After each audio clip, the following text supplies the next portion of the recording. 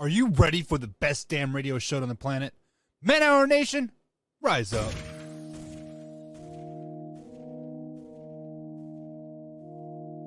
You know on the beat every time, no.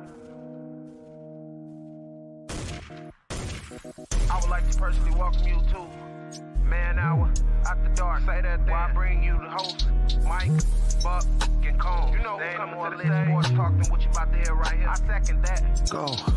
You know that it's us when we talking about sports. Giving you facts on the field to the core. Tune in, we need the support. 1 hour too short, then listen some more. On all your stations, not dropping no music. Starts like Adidas, but Nike just do it. Down 4 in the 4th, we go for the win. Michael 2 seconds, we taking it in. Buck, Mike, and Combs, you know what's going on. Man, now we're After Dark, no LA, we the big spark. No 4th and inches won't cut you short. Got the best talking, it's all sports. Buzzing more than buzz beaters. We coming live all through your speakers, go.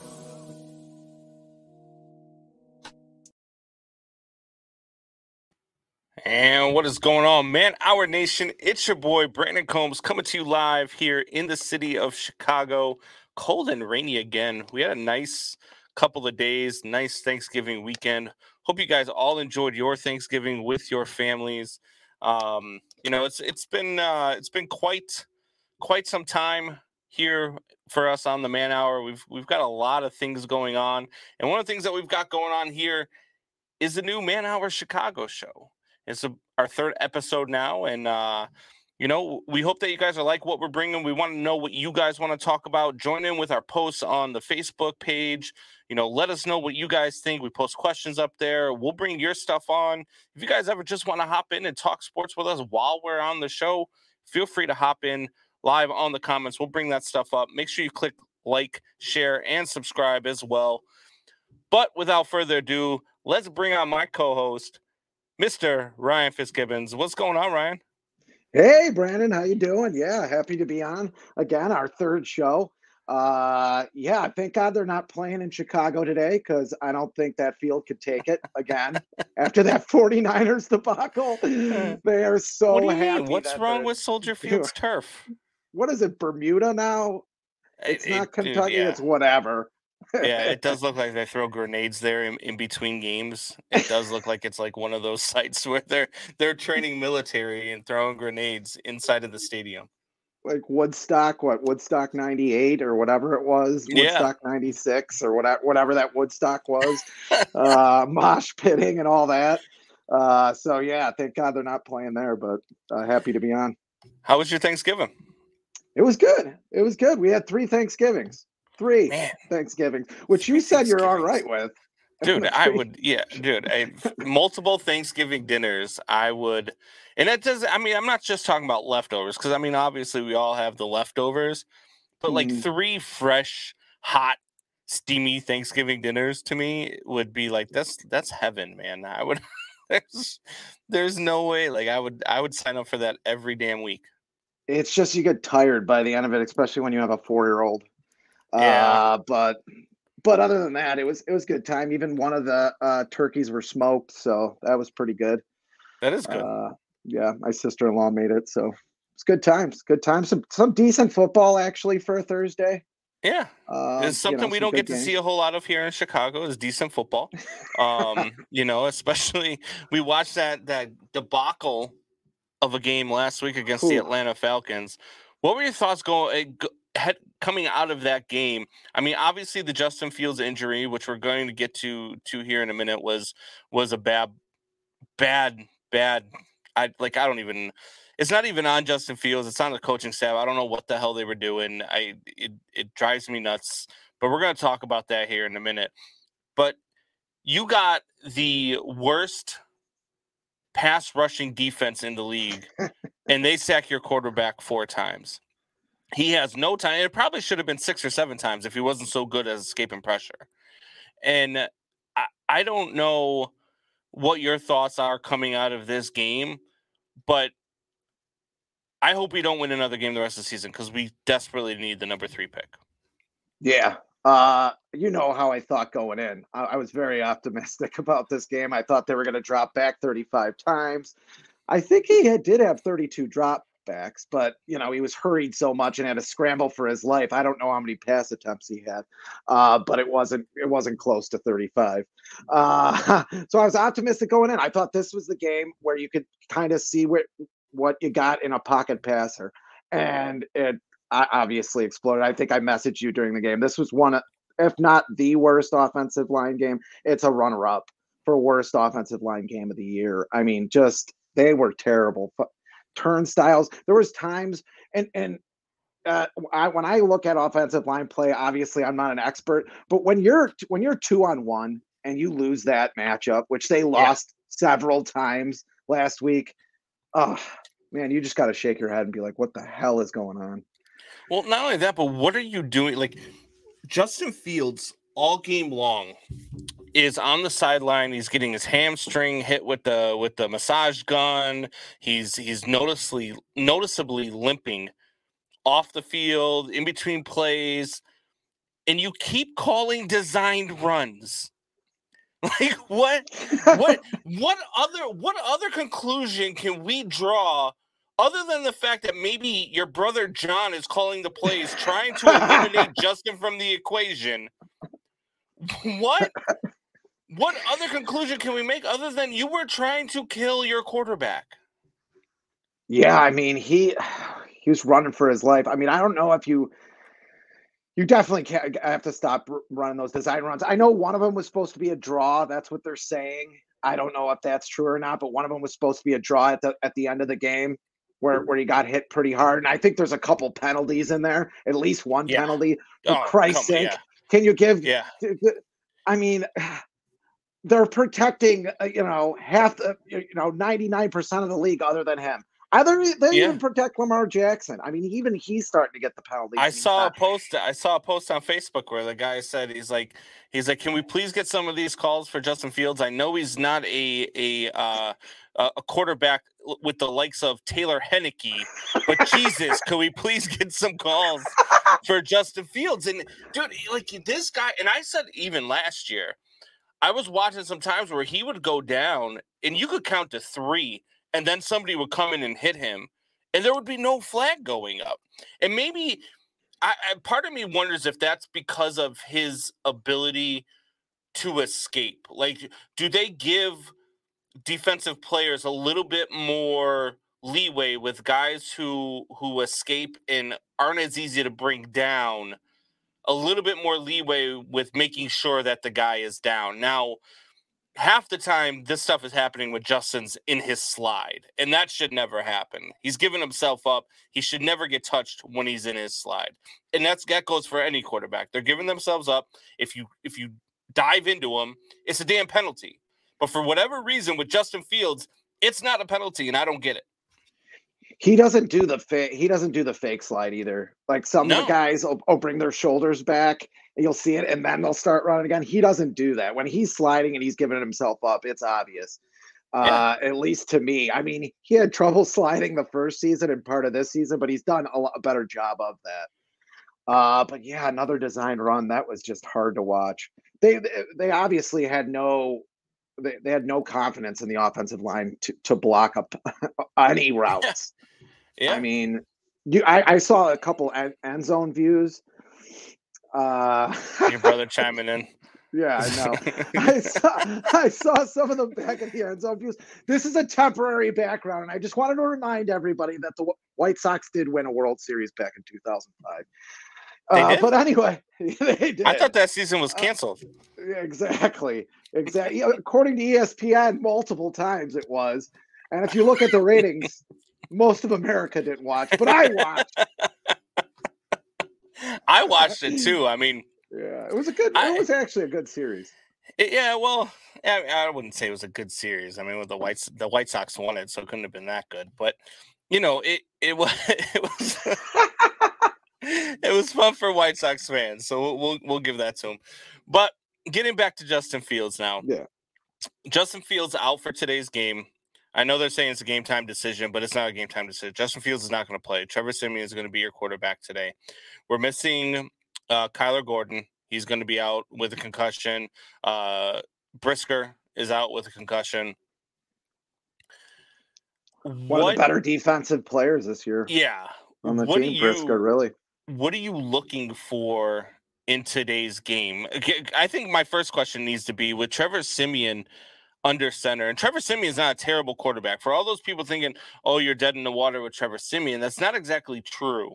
It might be true with this team, but Trevor Siemian is actually a pretty decent quarterback. It's actually nice to have a decent backup for once. But Trevor Siemian, is it over or under 9 sacks for Trevor Siemian today?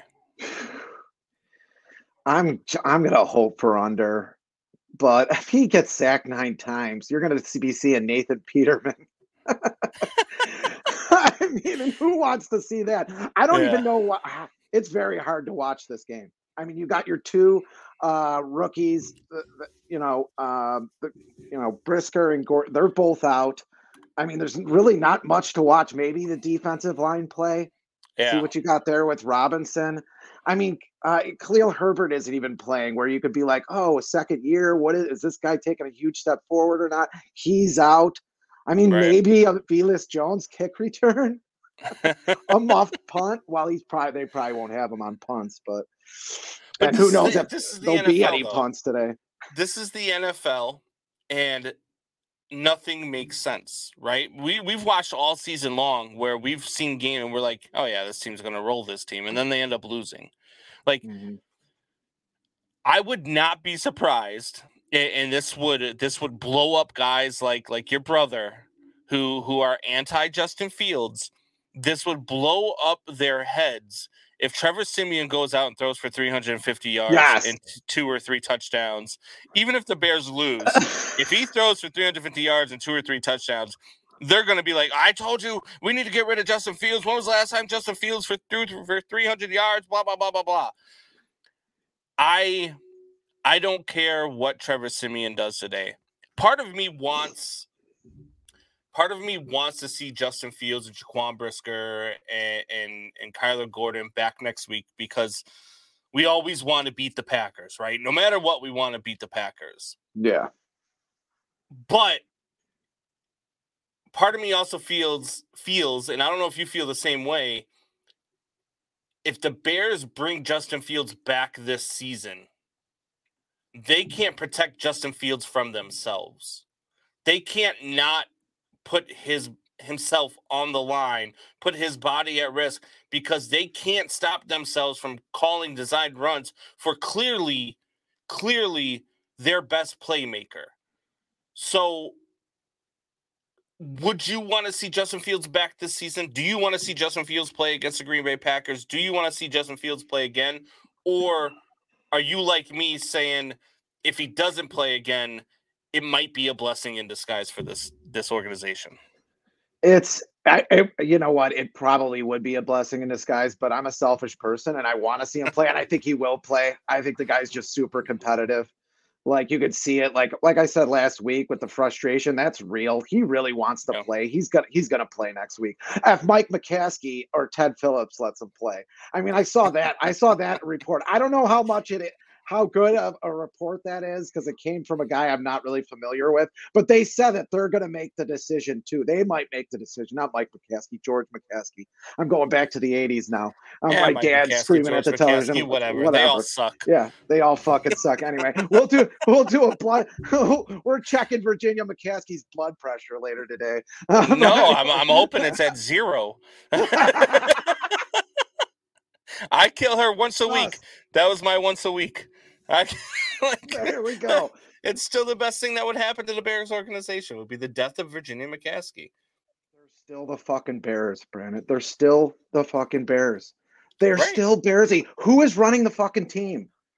I mean, this is my problem with the White Sox. Who in the hell is running the damn team? Why does George McCaskey get to pick of a 23-year-old quarterback stud who is a stud already, I think. Yeah. But, my brother John, maybe not. But anyway. Yeah, but he's an idiot. Why?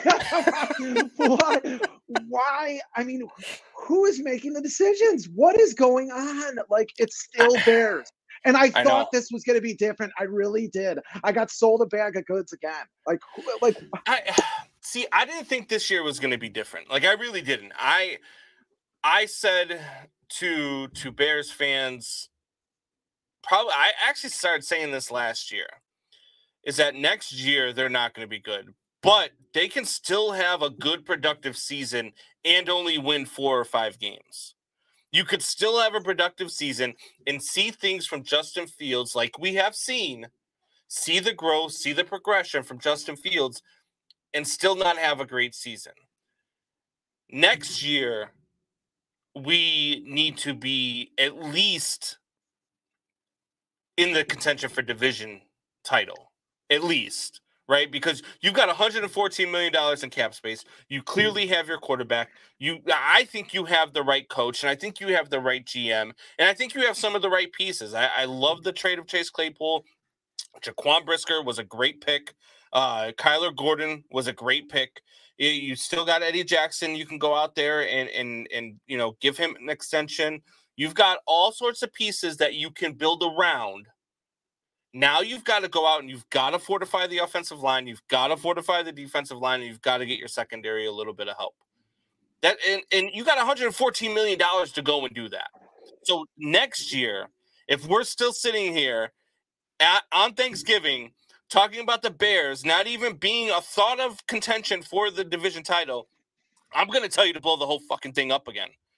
I'm going to tell you, let's blow. Yeah. There is no way that any other organization, any other general manager, any other front office would go into an offseason like this with those pieces that I just mentioned and not do something good with that $116 million, whatever it is, and not do something good with it.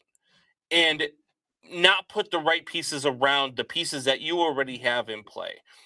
And as Bears fans, we know that if any organization can do that and blow it up and be terrible with everything that they do, it's the Chicago Bears. Now is Ryan Pace's time, or sorry, not Ryan Pace, Ryan Poles' time, not Ryan GM. Ryan Poles' time to go out there and to put his stamp on what he's about to be. And I'm telling you right now, if Ryan Poles goes out there and he kills it this offseason, if he goes out there and we're in the playoffs next year, maybe even in an NFC title game, perhaps, if we get there, Ryan Poles is going to be the GM for the Chicago Bears for a very, very long time. This fan base is going to love him, right? You're going to lose some parts, right? Because if this offense explodes, if you put the right pieces in place, you get an offensive line, and this offense is a juggernaut. Luke Getsy is probably getting a head coaching job somewhere, right? But that's a good problem to have. You're going to lose some bits and pieces, whether or not it's another player who just blows up and you can't afford them and blah, blah, blah. They go on. But you need to have that core that it doesn't matter. If you lose one guy, you can plug and play in free agency. If you lose one guy, you can plug and play with the draft. Like, that is the type of organization the Chicago Bears should be every freaking year, man. There is no reason why the Chicago freaking Bears are not every bit as good of a dynasty as the Green Bay Packers, as much as that makes me want to vomit to say.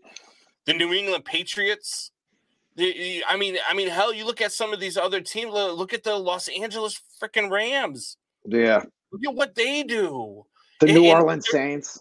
And for the Bears and the McCaskey family to come out there and feed us this line of shit every single year that we don't have the money or we don't have the guys that is all 110% on them, which is why Virginia McCaskey needs to die. That's choice today. But you said a lot there. There's a lot to unpack, and I forgot about Chase Claypool. That's nice to watch today. See if they target him a lot more, which they should have been doing before. But that's a nice piece to look at. If Trevor Siemian has enough time to get the ball to him. Yes, exactly. No fly routes. Just across the field. Across the field. Just throw. Yeah. You got a one-step drop, Trevor. One-step drop is all you get. One-step throw. Yeah. I mean, here, but why should I have confidence? I mean, in the offseason, yeah, they didn't have a lot of draft capital. They didn't have a lot of room, but they get Lucas Fitzpatrick, how many games has he played? He stubs his toe. He's out for the season now. I mean, I don't even know how good he was to begin with. Right. You got Braxton Jones that got in the 5th round, and okay, there might be some talent there, but he doesn't look like the guy. He looks like a backup right tackle, in my mind. Which could be a good piece. You've always still got Alex Leatherwood, who we haven't seen too. Don't forget, we did pick up Alex Leatherwood, who was the 17th overall pick in the draft last year. Mm-hmm. I know Vegas cut him, but he's still got talent there. You just got to find it.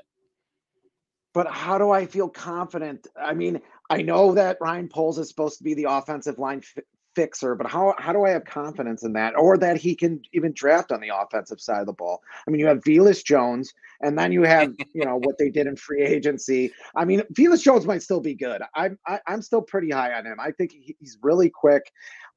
Is kind of that running back wide receiver combo that you like to have, but yeah, I mean, he does not look good right now, and he's the reason why Khalil Herbert's out. So I don't know. I don't know. Are you happy at the tight end position? I'm gonna have to see it. Are you happy at the tight end position with Cole Kmet? I mean, I think Cole Kmet is definitely blossoming, but you look at Cole Kmet, you look at Travis Kelce, some of these guys out there. You might need another tight end. Well, they finally be that wide receiver. I think why Cole Kmet hasn't shined prior to the last, I'd say 4 weeks, is because of the way that they've used him too. Like they've mostly used him as an added blocker because they don't have anybody on the offensive line that can block. So they never really opened up Kmet prior to Fields being able to run, right? Because now they feel like with Fields out there in the backfield, Fields can escape pressure, make things happen. And now you got an extra body out there who can catch a ball. And now all of a sudden Cole Kmet is flourishing. I'm with you on you need another tight end. I don't think Ryan Griffin's your second tight end. I think most teams in this league have a 2 tight end threat, right? And finding a Travis Kelce, finding a George Kittle is going to be very hard to do, right? Like maybe the kid from Notre Dame here, and I really like the kid. What's his name? Oh God, I was just looking at him today. Mike. God, I forget his name. Anyway, maybe he's that type of guy, right? Maybe you go out, but I don't think he's going to be available when you pick, and you sure as hell aren't picking this kid at 3, right? No. So if the Bears don't win another game this season, as it stands right now, the Bears are picking 3. Okay. So let's say the season ended today. The Bears have the 3rd pick in the draft. Who are you drafting at number 3? You know who I'm going to say. Well, you might not know. Will Anderson, might not know. Probably, maybe a 3 technique tackle. I know there's a lot of good tackles out there. I just don't think you find those guys, especially an edge rusher like him. He had a pretty good game when you came to my brother's garage. But anyway, you don't get edge rushers usually in the 3rd, 4th, 5th rounds, 2nd round. You usually don't. Or a really good defensive tackle. You don't. You just don't. I mean, you have to. You normally have to draft those. Teams don't give them away unless they get some draft capital back, or when they go into free agency, unless they're on the wrong side of 30, they don't let them leave. They'll put either a franchise tag on them or just pay the guy. I mean, I just think it's a guy you have to draft. But I know you're about to disagree with me. Have you watched much TCU football this year? Have you seen any of their games? I watched the game yesterday, actually. It was on, who did they play? Like Western, whatever, or whoever they played. They won like Kentucky University for women. One of those games. They scored 55 points. Right. In that game. So if I'm picking at 3, for me, it's that TCU wide receiver, Quentin Johnston. I'm going there because I feel like this kid, watching this kid, I feel like that would be the Bears' Justin Jefferson. If you're telling me you can go out and get a guy like that at number 3 and you pass on him, I'm going to be disappointed because we desperately need a number 1 target for Justin Fields. And I know you're talking about offensive line, and we just talked about how horrible the offensive line is, and I'm with you. But I think that can be fixed through free agency. There's a lot of good free agent offensive linemen out there, and you've got the money to go and do it that way. But you don't have the ability this offseason to go get a wide receiver with the talent of this kid coming out of TCU. Quentin Johnston is a Justin Jefferson type wide receiver, and the wide receiver pool in the free agent market is not very good. And so to me, I think you get better with the offensive line through free agency, and maybe you can even find another guy in the second, third, fourth, fifth round of the that draft. Scares me. Why? You can find because they've been doing that. Linemen all over the place. Though. They've been doing that for 30 years. So all right, so then maybe you can help your secondary in the second, third, fourth, and fifth round. If you're picking at 3, and Quentin Johnston is still there, this is saying he doesn't get picked at 1 or 2, which I don't know that he does. If he is sitting there at 3, that has to be your guy, because if you can go get a number 1 wide receiver, dude, have you watched what Justin Jefferson is doing? How he has changed the Minnesota Vikings offense? Like, you can throw that guy the ball anywhere on the field, and he's going to find a way to catch it. And that's what Quentin Johnston does for TCU, and that's what he can do for the Bears. So for me, I'm not going offensive line if I'm picking at this point in the draft, and if that wide receiver is available. If you have a wide receiver of that talent available, you have to take him. You are the Detroit Lions of the early 2000s when they took a wide receiver like 5 drafts in a row. I mean, that means your top 2 picks are for a wide receiver, because obviously Chase Claypool is your second round pick, because they traded their pick. But they still have a second round pick, though. They still have the Baltimore Ravens second round pick. They do. And Baltimore Ravens aren't going to be, that's not going to be that's not going to be like a 60th pick in the draft or anything like that. It'll be a little bit farther up there. Yeah, you're probably looking somewhere around 48, 49. It just, again, it's what they've been doing forever. And I want an offensive line once. But why can't you do that? Why can't you draft that wide receiver and go offensive line in free agency? There are a plethora of free agent offensive linemen. Are those teams? Well, I'd have to look at what those teams have in the salary cap. But a lot of teams don't get rid of, left tackles. They really don't, especially if they're good. So go get Orlando Brown Jr. Go pay him $18 million a year, which is a little bit above his AAV. You can afford to overpay guys. Go get Jack Conklin. Go get George Fant. Go get Jason Kelsey. Go stack this damn offensive line and pay to do it. I don't care if you spend all $116 million on the offensive line. I really don't. We'll figure it out defensively. But you have got to do everything you can to protect your guy at quarterback. And that starts with a number 1 wide receiver. That starts with giving him somebody to throw the damn ball to, so that he doesn't have to run the ball. So he doesn't somebody who can get open in space and run a route. You're almost converting me. You're almost converting me, just because if they can get those guys on the offensive line, then you have guys who are a little seasoned. You know what I mean? Yeah. You're not bringing in rookies who need to, need 6-7 games to learn to play together. Maybe you got guys already who know, the language of the offensive line, the unspoken language that that take them a while to get, And we've seen offensive linemen, how good is Penei Sewell doing over in Detroit? You know what I mean? You've seen good offensive linemen go high in the draft, and where the hell are they? Look at the Vegas Raiders, and I know they're Vegas and they're a shit show anyway. But I mean, that's how we end up with Alex Leatherwood. He was their number 1 pick last year, or 2 years ago, I should say. And we got Alex Leatherwood now because they just released him. Offensive linemen can be found, but generational talent at the wide receiver position cannot just be found.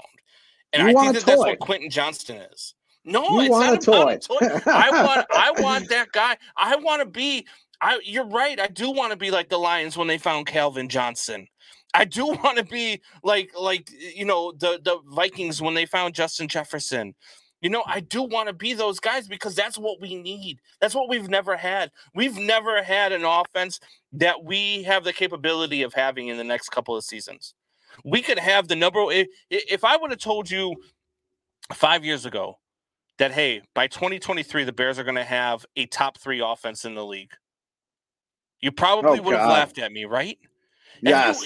Did you ever think that it would be possible that the Chicago Bears could have a top 3 offense? And that's what we can have if we go out there and we do things the right way. If we go out there and get him a number 1 wide receiver, which I think drafting this high in the draft, you can do that.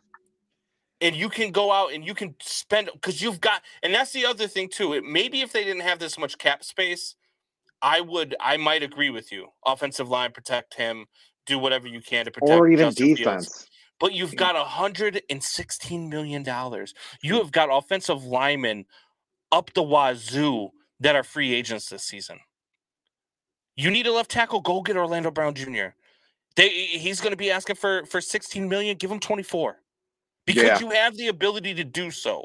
Overpay, get the pieces in place, and develop this thing into what it can be. We have the capability of having a top 3 offense. A top 3 offense in the entire freaking league. We have the ability to go and do that. And you've got nice pieces already available on the defensive side of the ball. What did you think about the Saquon Barkley stuff? Was that even news? You know what? I don't want that. I'm not going to say I don't want that because it's Saquon Barkley, and if I'm getting Saquon Barkley and I'm letting David Montgomery walk and Khalil Herbert's healthy, it scares me that a guy has a hip injury at running back. Anytime I hear a running back with a hip injury, I go back to Bo Jackson and flashbacks are coming in, right? So I don't, but Khalil Herbert to me is a really good solid. He's our Tony Pollard, right? Yeah. He's our Tony Pollard. And if you can get another good Tony pass Pollard. catch, if you can get another good pass catching running back like Saquon Barkley is, a dual threat running back, I'd be in love. I would be. You had not only that, but you had him. You go and you get your offensive line and you draft this kid out of TCU and you got Chase Claypool. I mean, I don't know how you could I don't know. I don't know. I don't know how you could say no to that. I think that it's you're paying a guy for past performance. That's my own problem with it. Is you're paying him for past performance in a spot where it's running back where it's not as important as it used to be. Well, that's why you have to know how healthy Khalil Herbert is. Yeah. Before you make that move, right? Because Saquon Barkley's injury prone. So you've got to know how healthy your backup is going to be before you go and make that move. Because if Khalil Herbert's not healthy, if there could be lingering issues with that hip, if doctors are telling you, yeah, you know what, he's good to go, but if he gets hit this way or he gets hit that way, it could tweak it again. I'm not going and getting Saquon Barkley. I'm sticking with David Montgomery because he's proven that he can be a healthy horse for you. He's very rarely injured. Does everything well, blocks well, catches out of the backfield well, smart player, tough player. I mean, all the terrible offensive lines he's had. Yeah. He's got to break 3 tackles to lose a yard. But yeah, no, he's a good, solid player. And I think you get him on the cheap. I don't think you have to pay him a lot of money. I think you get him on the cheap. You're already the best rushing offense in the league. Do we need to improve that? I mean, I'm just saying there's more importance. I think the difference between Montgomery and Saquon Barkley is Saquon Barkley's ability to do it out of the backfield, right? And what does Justin Fields do well? He runs RPOs and he runs screens. And that's not David Montgomery's. David Montgomery needs to be an every down north to south type guy, right? Like he's not that. Saquon Barkley, I think, adds an element that we don't have with David Montgomery, which we get out of Khalil Herbert, though, right? But how healthy is Khalil Herbert going in before you go ahead and sign Saquon Barkley? That's to me. So, but I just think he's driving up his price right now. I think he's going to be. You're going to hear about it. I think he's doing what OBJ is doing, right? Just I'm interested in everybody. Like. Yeah, and I think where Ryan Poles values players, I just don't. I mean, you get rid of. I know it's totally the other side. The team, but you get rid of Roquan Smith because it's not a prime position that he plays. He doesn't take the ball away a lot, even though he had a couple interceptions, won a game with an interception, but doesn't take the ball away a lot. Not a prime position. And then now he's going to go and pick up a running back who you're paying, like I said, for what he did in the past, injury prone, like you said. It just doesn't make a lot of sense to me. But you'd have another toy. Yeah, and that's the. I don't know. Maybe I'm just so starved for watching my team have a good offense, right? Like maybe for me, I'm so sick and tired of having to rely on our defense and watch my team having to win games 17-14 that I want to be out there with the Buffalo Bills, or I want to be out there with the Rams. Well, maybe not this year, but the Rams, who have an explosive offense when healthy. I want to be out there with the Philadelphia Eagles and all these teams that have these explosive offenses. And I want to be out there and I want to know that we can compete. I want to know that we can get into a shootout with the Miami Dolphins, which we did earlier this season, right? Like, and we did that without pieces. Imagine what this offense is going to be when we have pieces. And that, to me, that's why I think I go a different route with it at the number 3 pick. If you're picking at 7 and Quentin Johnson isn't available, if the other wide receiver, I can't remember his name that I was looking at, if they're both off the board, yeah, I'm going offensive line. If you're picking at 8 or 9, you're picking the best offensive lineman available at that point because the other 2 wide receivers are probably off the board. And at that point, you're getting maybe another Chase Claypool or another nice little piece, but not a guy who's necessarily a number 1 and not a Justin Jefferson type wide receiver. If you're picking 3, you have a chance at wide receiver because the Texans are getting a quarterback. Right. I mean, Bryce Young, I guess. Have fun with that, but what about the kid out of USC? Maybe they take him, or the Panthers take him. Either way, if you're picking 3, those 2 teams are taking quarterbacks. I don't see them not. You watched that Notre Dame USC game last night? Yeah, I did. Okay. That was so one of the things that I've heard spout out over Chicago sports radio here, and like the ESPNs of the world. I mean, other than one show on ESPN radio here in Chicago, the rest of it is just like I'm like, God, you guys are idiots. Like, I don't know how you guys got hired at ESPN because you guys are just, I mean, you're terrible. But like the Score, even, which I love a lot of their stuff over there at the Score. I've listened to a lot of the shows over there. They got some good guys over there. But one of the things that I've heard spouted out is that the Bears, if they're picking at 3, should take this kid out of USC. And I looked at it and I'm watching it and I'm like, we already have this guy. Yeah. And he's proven he can do it at the NFL level. Like, why would you go and get this guy over just, I mean, unless you're talking about picking him up and grooming him to be the backup just because they can run the same offense. But why are you wasting your number 3 pick on that? Why would you take the kid out of USC? Like, he's the same freaking guy we have now that you're complaining about. What do you mean? Like, these people that don't like Justin Fields amaze me. I don't get it. I don't get it either. He's the most, I mean, he's not a thrower yet that Lamar Jackson is, but he's just as good as a runner. I mean, maybe even better. He's bigger. I mean, and the things that he's doing, like you keep saying, with nobody there.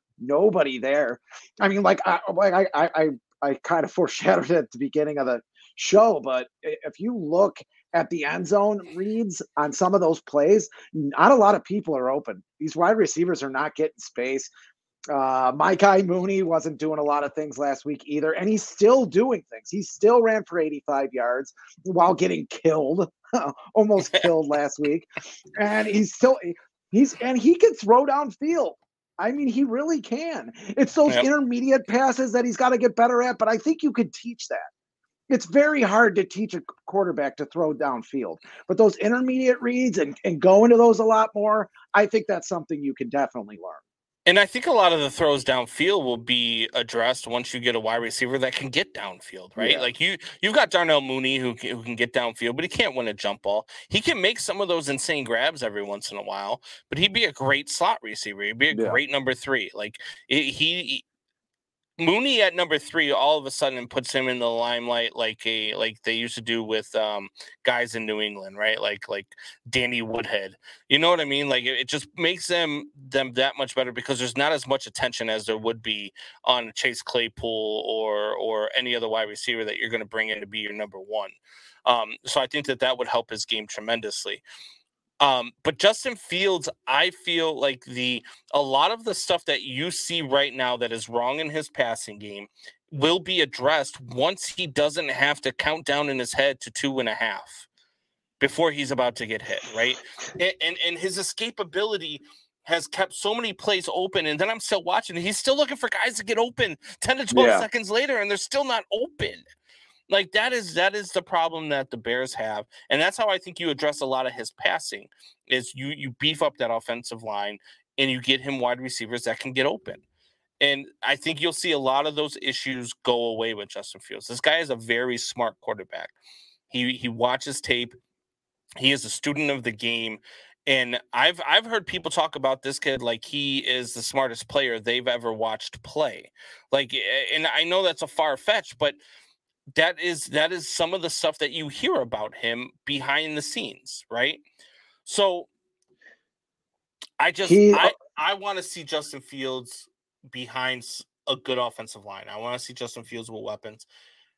And then if he's still underperforming, if he's still holding the ball too long, if he's still not hitting open wide receivers, then we can start to talk about, hey, maybe long-term, he's not the answer. Maybe he's a good weapon to have, but maybe he's not the guy that can take you to the Super Bowl. You know what I mean?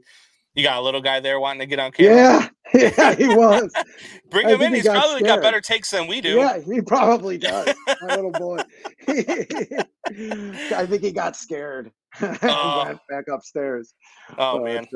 Let's see if he comes back down. But anyway, yeah, I mean, if you just see his progression this year, Fields' progression this year. I mean, just after the 4 or 5 games that were pretty bad. I mean, the Niners game, he was pretty decent, especially in the second half. But I mean, just his progression this year. I mean, and you're right. If he gets the blocking, what do you think? He gets the blocking, maybe another receiver. They're definitely going to get a receiver either way. But I'd like to see him in that too, and be able to have some confidence in the pocket, be able to step up into an actual pocket would be nice. If they don't get a receiver at 3, I want to see them go to the Minnesota Vikings and offer them $116 million for Justin Jefferson. That's what I want to see happen. We'll give you $116 million for this guy, please. Thank you.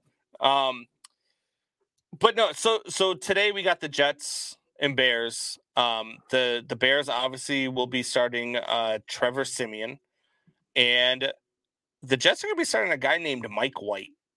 Now, I don't know who this guy is, but their quarterback went out last week and it laid up a terrible game. Did you see any of that Jets-Patriots game last week? So after the Bears game, I turned over to the Jets-Patriots. It was 3-3, and there was less than a minute to go in the fourth quarter. The Jets got stopped on a 3-and-out, and they go to punt the ball with about 11 seconds to go. And the Patriots returned it for a touchdown to win the game 10-3. It might have been the single worst game that anybody's ever had to watch. Luckily, I only got to catch the one good play that happened. And so, but their quarterback, the Jets quarterback, after Zach Wilson goes out and says, a reporter asked him a question, hey, do you feel like you let down the defense with your play? And he goes, no. Just like that. Yes. His 71 yards of passing. They moved the ball, I think it was 2.3 inches per play, Which, look, 2.3 inches ain't nothing to sneeze at, okay? I give that to my wife at least once a week. So that's nothing to sneeze at. But 2.3 inches per play in the NFL is not a lot of good play. So they're starting Mike White today. So we've got two quarterbacks. And Trevor Siemian has a lot more, under his belt than Mike White does. How do you see this game playing out? Oh, man. I mean, I think it's going to be one of those old-time Bears games that you talked about at the beginning of the show where it's, 10-6. Bears lose 17-6, something like that. That's where I see this game going, unfortunately. I mean, I just don't think Trevor Siemian's going to have a whole lot of time.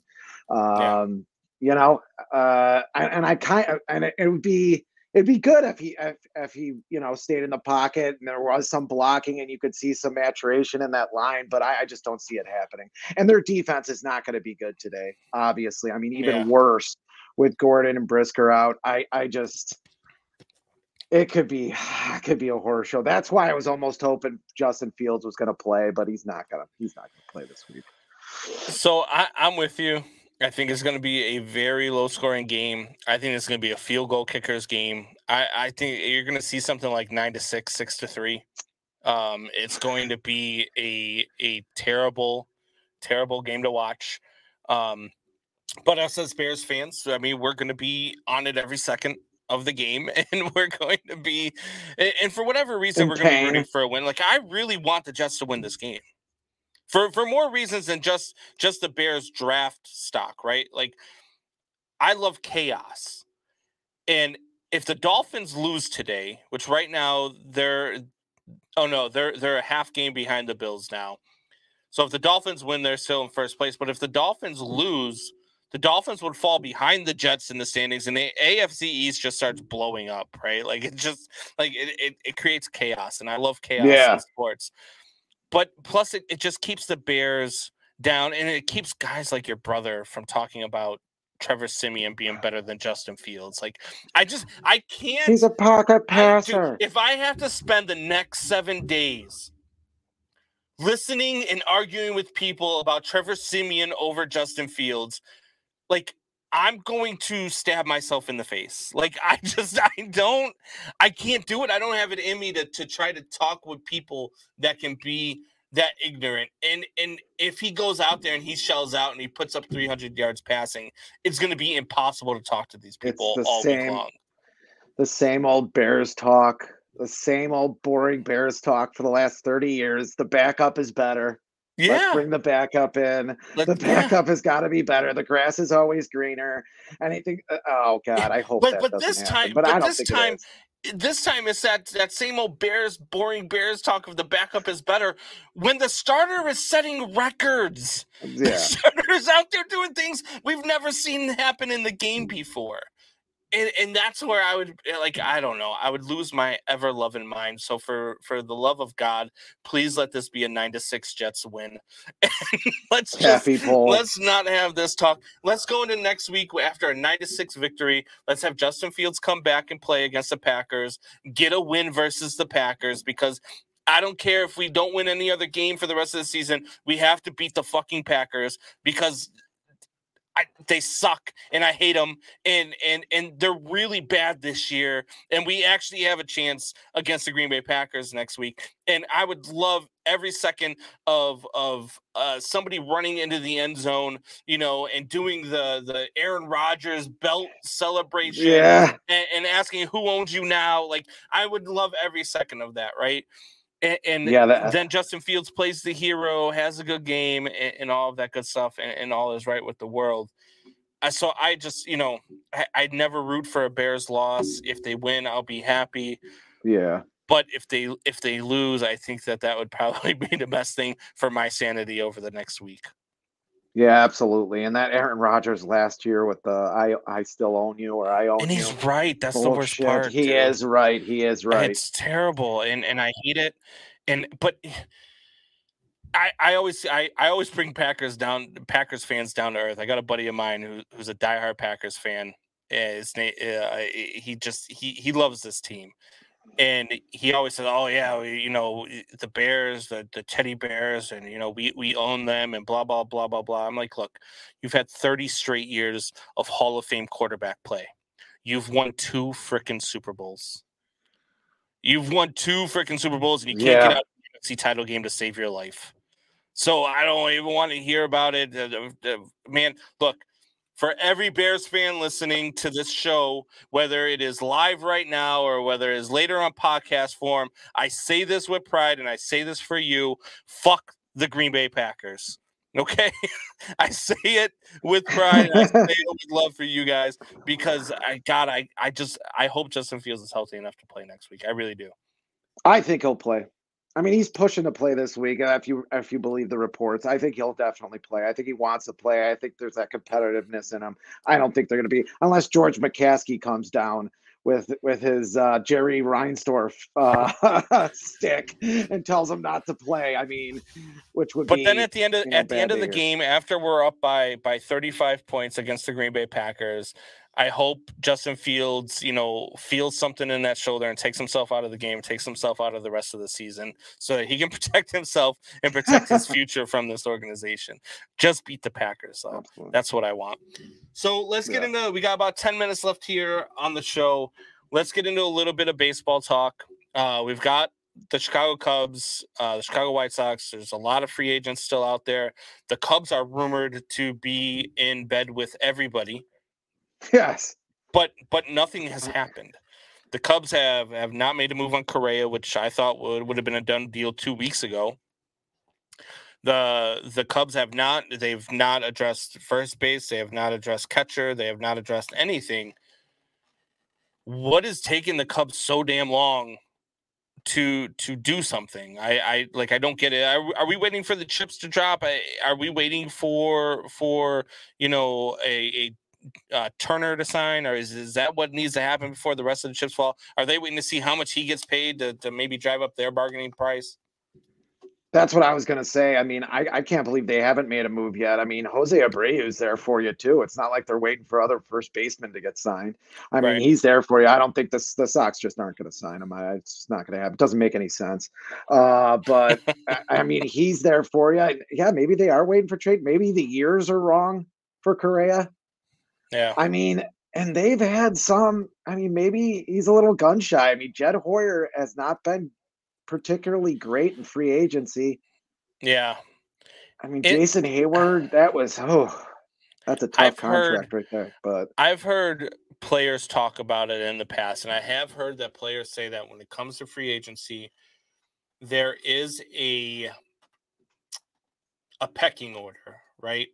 You let the guys who are about to get the big dollars, you let them get theirs, and then you go for yours. And, some of the, if you're only going to get a couple of million here and there, it's not a big deal. Those little guys sign, right? But like the big names, they wait for the guy who is probably going to get the most money. They wait for them to sign.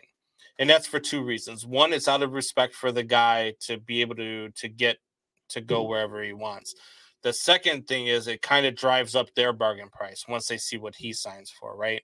So now if Carlos Correa is looking for, 4 years at, I don't know, maybe $100 million, but Trey Turner signs for 4 years and $160 million, now all of a sudden Correa will be like, all right, well, maybe I can get 4 years at 130. You know what I mean? And I've heard that before. I don't like it. I really don't. I think if you got your guy and you know that you want to sign with this club and they want to sign you, just sign the damn contract. Just sign. Just look, this is what I'm getting paid. Because they feel like Carlos Correa feels like if he signs right now for 5 years, whatever it is, 5 years, $125 million. Let's say it's $25 million a year. He feels like that brings down Trey Turner's ability to get more money, and it's like a game, and that's why you don't ever really see those big names start going until the biggest name starts to fall. And then once that biggest name falls, then all of the dominoes start falling into pieces. Sets the market, it's like a frenzy. You know what I mean? Like it's like it's like sharks in the water. And so maybe that's why the Cubs haven't done anything. But you were saying, when we were talking during the week that you don't think that the Cubs are going to pay Carlos Correa. Why don't you think that? I just don't think the years are right. I don't think it is going to be a 5. I don't think he's looking for 5 years. I've heard something more in the 8 to 10 year range or 7 to 10 year range. And I don't know if they Cubs like the aren't doing years. that. Yeah, that's what I'm saying. Maybe they're not doing that. Somebody else picks them up for that long. I mean, I think he thinks he's worth it for sure. And maybe the Cubs are off on the years. I would think Yeah. they'd be off on the years. I don't know if they want to do another long contract like that. Like I said, I think Jed Hoyer might be gun shy. I could be wrong, but I think the years are off. I don't think it's the money. I think it's the years. Well, it becomes the money when you get up there in years. But if that's the case, then I'm think okay with it, right? Like I'm okay with the Cubs missing out on somebody because they didn't want to give him an 8 to 10 year contract. Like I am more than okay with something like that. I really am, because my argument as a GM would always be, and man, I would make a great freaking GM.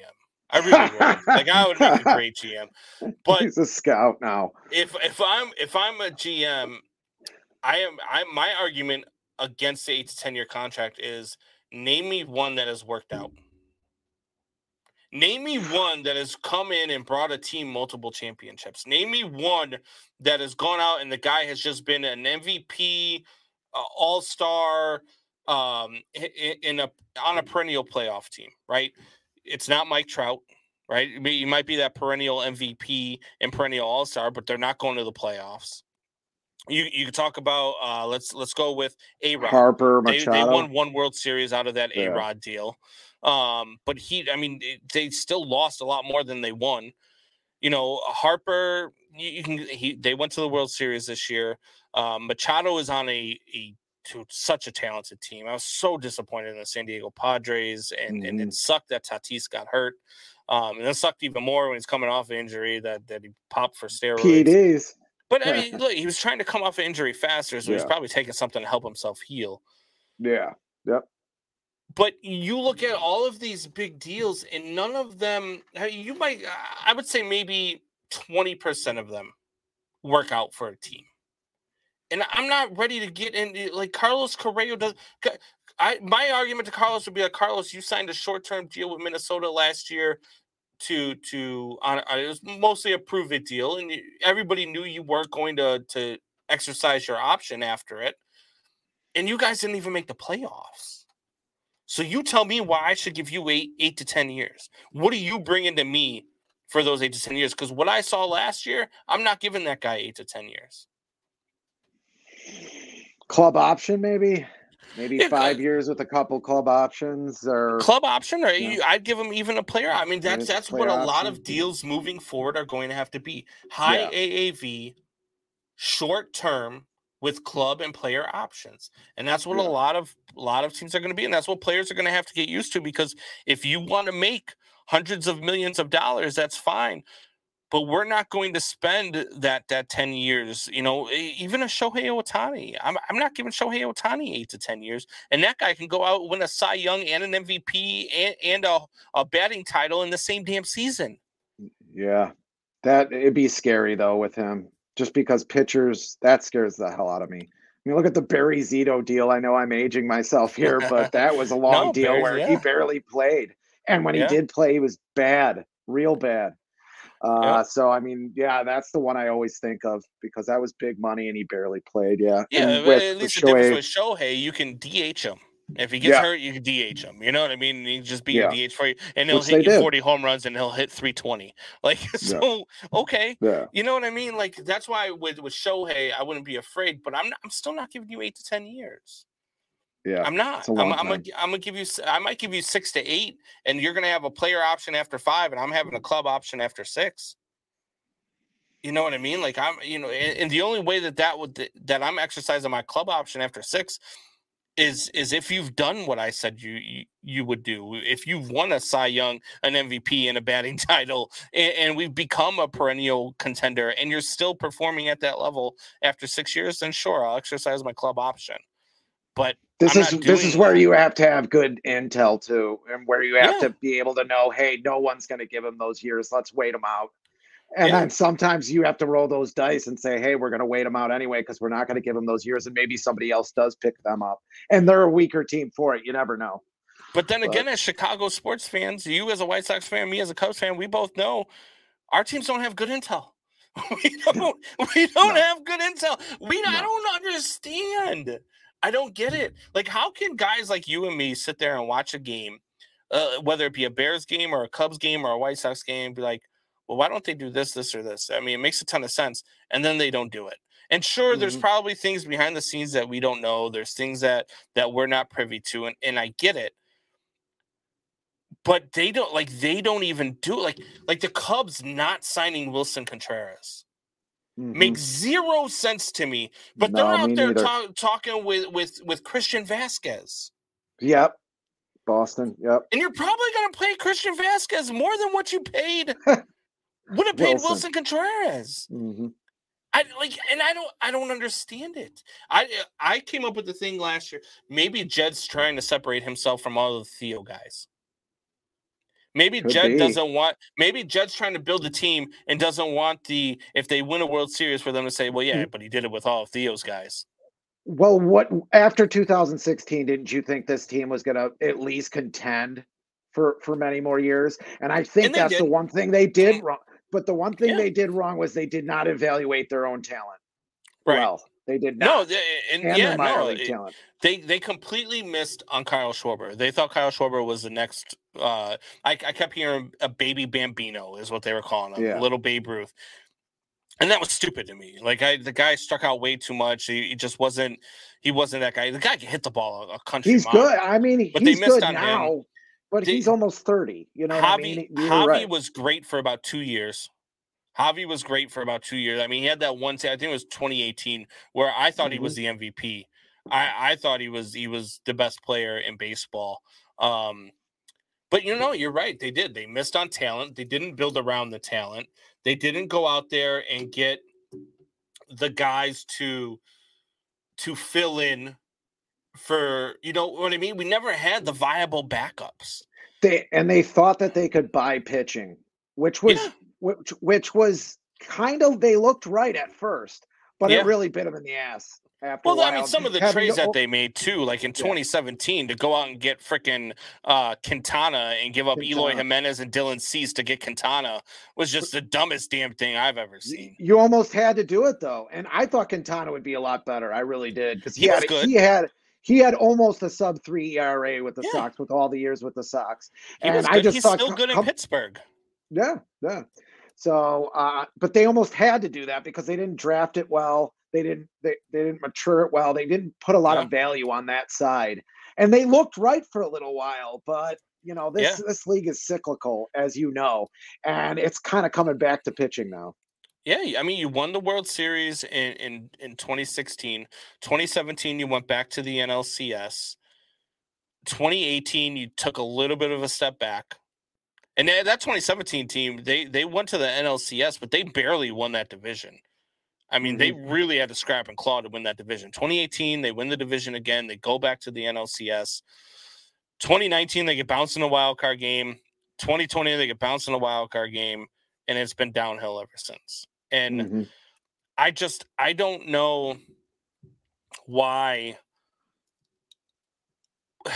even if Jed is trying to get rid of all the Theo guys, right? You already got rid of KB, you got rid of Rizzo, you got rid of Schwarber, Baez is gone. I mean, hell, the only guy left from 2016 now is Kyle Hendricks. And I mean, I don't know what's going on with his injuries, that he might be done anyway. So now, but why can't you spend the money to replace those guys with quality talent is what I don't get. Don't tell me that, we had biblical losses. Yes, I can't fucking believe Dude, I want to punch him in the mouth every time he says it. And then last year in an interview saying, I really like what the Tampa Bay Rays have done.